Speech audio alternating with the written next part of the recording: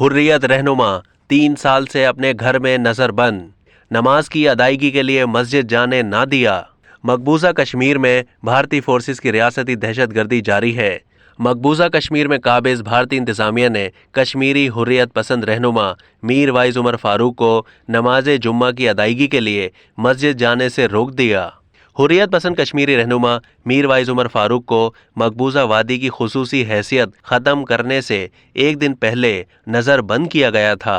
मकबूजा कश्मीर के गवर्नर मनोज सिन्हा ने गैर मुल्की मीडिया को मीर वाइज उमर फारूक की नज़रबंदी के बारे में बताते हुए दावा किया था कि मीर वाइज उमर फारूक कहीं भी जाने के लिए आज़ाद हैं। मीर वाइज उमर फारूक श्रीनगर में 3 साल से अपने घर में नज़र बंद हैं।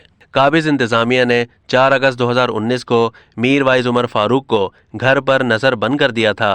अब तक के लिए इतना ही। मज़ीद मालूमात के लिए डेली जंग के यूट्यूब चैनल को सब्सक्राइब कीजिए और फेसबुक के पेज को भी लाइक कीजिए।